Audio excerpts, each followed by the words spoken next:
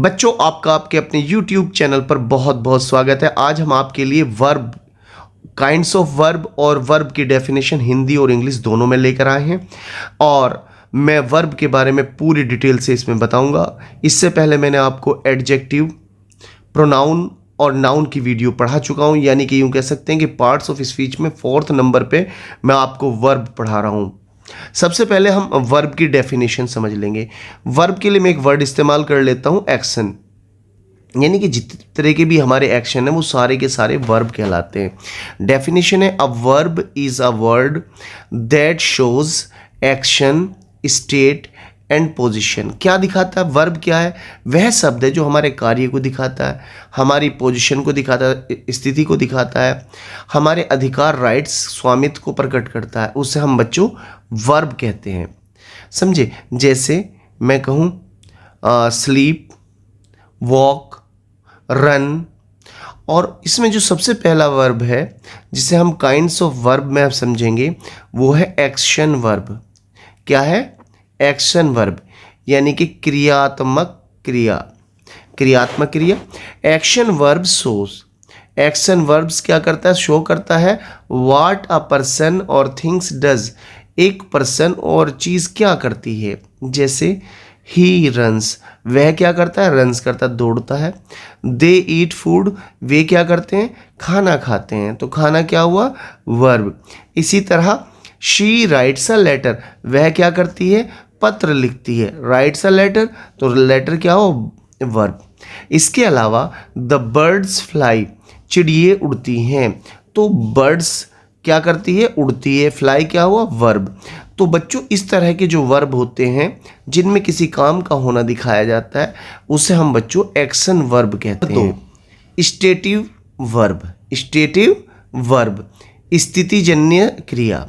Stative verbs express a state, एक state को show करता है, नॉट एन एक्शन, ना कि किसी एक्शन को। जैसे आई नो द आंसर, मैं आंसर जानता हूँ। ये स्टेटिव है, कोई काम थोड़ी है जानना, तो ये वर्ब है। She likes music, she likes music, वह पसंद करती है काहे को? संगीत को। ऐसे जो वर्ब हैं उससे हम बच्चों स्टेटिव वर्ब कहते हैं। जैसे दे ओन अ हाउस, उनके पास उनका एक घर है, या ओन मतलब उनका खुद का एक घर है। तो ऐसे में इन वर्डों को हम बच्चों क्या कहते हैं? Stative verb.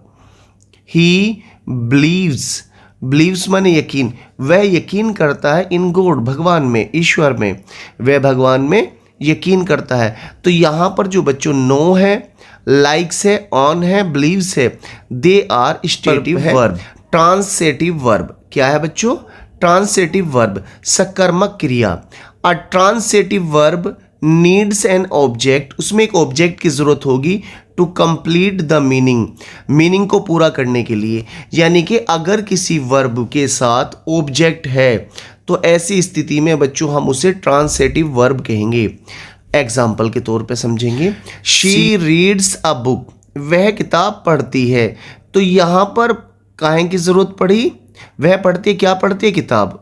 तो इस वर्ब के लिए हम ऐसे वर्ब को जिनके साथ ऑब्जेक्ट जुड़ा होता है उसे हम ट्रांसेटिव वर्ब कहते हैं। ही रोट अ लेटर, उसने एक पत्र लिखा या उसने एक चिट्ठी लिखी। अब देखो यहाँ ऑब्जेक्ट है लेटर, और ऑब्जेक्ट से पहले वर्ब है, और मैंने बताया जिस वर्ब के साथ ऑब्जेक्ट हो उसे हम बच्चों ट्रांसेटिव वर्ब कहते हैं। They play cricket, way cricket खेलते हैं। तो क्रिकेट क्या हुआ? ऑब्जेक्ट, और प्ले क्या हुआ? वर्ब।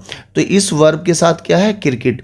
तो ऐसे में इसको हम कहेंगे ट्रांसेटिव वर्ब, यानी कि सकर्मक क्रिया अर्थपूर्ण बनाने के लिए उसमें ऑब्जेक्ट की आवश्यकता होती है।